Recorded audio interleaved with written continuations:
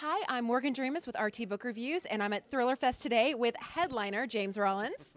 Headliner, how do you like that? That sounds great. That sounds great. We'll go with Yeah, I that. paid you well to say that too. Well, what I really wanted to talk about is we're at Thriller Fest. Your novels have been called thrilling, they've been called suspenseful. I see them more as maybe action adventure. What do you think? Definitely. I mean, one of the early reviewers said, it's a cross. Your books are a cross between Da Vinci Code and Indiana Jones.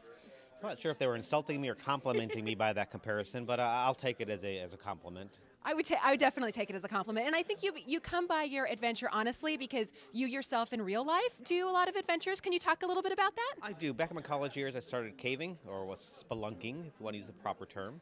And I still do that, not as much. Once I hit the West Coast, I started scuba diving. Now I'm living up in the mountains of the Sierra Nevadas, and now I'm doing some rock climbing. So I'm always trying to find ways of incorporating, my real life adventures into my fictional adventures. Well, I think it totally works because I know reading it, your heart pounds and you feel like you're there, even though you never have to get, dirty or out in the wild at all. That's a nice way. No packing involved. Well, I know one of your most popular series is Sigma Force, and I know that you just had a novel release, The Devil Colony, with Sigma Force. Can you explain the team of Sigma Force, and then we'll go into a little bit about your new release? Well, Sigma Force is it's a team of ex-Special Forces soldiers that have been retrained in various scientific disciplines. I sort of describe them, they're scientists with guns, and they're basically put together by DARPA, the Defense Department's Research and Development Wing, to protect against various global threats, so they get into a little bit of mischief. A little bit of mischief, and they've dealt with Nazi conspiracies and biblical conspiracies. A plague was released, so we've got all these things, right? And now in The Devil Colony, we've got the foundations of America itself. Yeah, this was sort of a fun novel to research. I usually spend about 90 days researching a novel. This is probably about twice that long. Again, because I was bringing Sigma into the U.S., I figured I better make sure every I is dotted and T is crossed, because otherwise I'll get lots of emails saying, that's not correct. I've been there, so I better make sure it's a bit more traveling involved. Again, this novel deals with basically a bit of history of America that's been whitewashed away, and it specifically involves the role the Native Americans had in the founding of this country, and it's quite significant, and everything in this book basically creates a tapestry of a different way of looking at the beginning of this country. And it's not conspiracy theory, it's not crackpot theory. Anybody can Google all the little tidbits that I raise in this book, and there's some eye-opening bits about American history here that no one is aware of. Even on the Great Seal of America, everybody knows it. Bald eagle. Right. Olive branch in one hand, bundle of 13 arrows in another. In that symbol is actually a secret acknowledgement to what I describe as a lost founding father. He was a figure in the past that was just as significant as George Washington or Thomas Jefferson. He was a rock star of that era. He had the ear of all the founding fathers.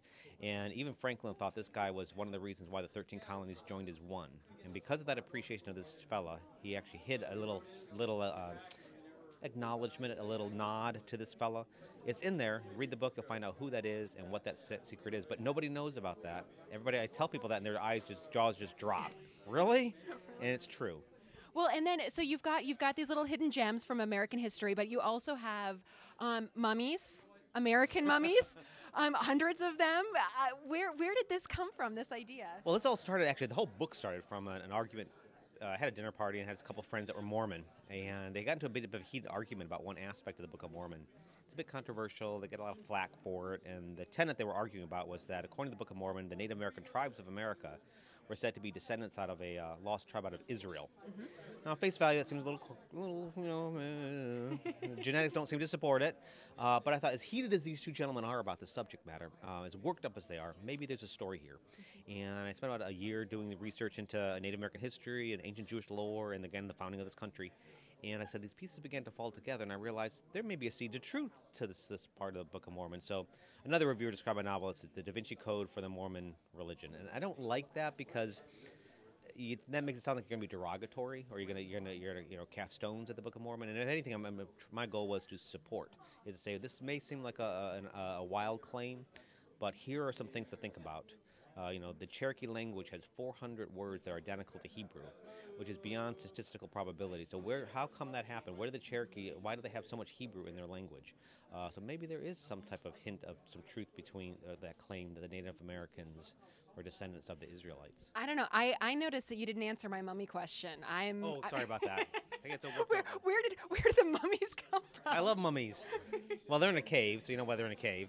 And so, yes, there's a group of ancient mummies. There's a bit of mystery surrounding them because they seem to be wearing Native American gear, but genetically they seem to be Caucasian.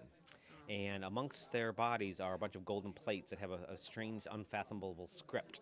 And there's a legend about this cave that was amongst the local Indians. If anybody goes into that cave, if they ever leave that cave, it will mark the end of the world. And somebody should have been listening to that ancient legend. Always the end of the world with the Sigma Force. They they deal with the They say worst you of the need, worst. you need a big global threat. I'm your man. Excellent. Well, The Devil Colony is out now. Everyone can run to their bookstores and get it. What's next for James Rollins? Well, I'm just finishing up the sequel to this book. 'Cause it ends at a little bit of a cliffhanger. I mean, it does resolve, but there's a little hook at the end that is aggravating many readers right now. So we'll pick up right where that leaves off and continue with that. Excellent. Well, I can't wait. Thank you so much for talking with me today. Enjoy. Thanks.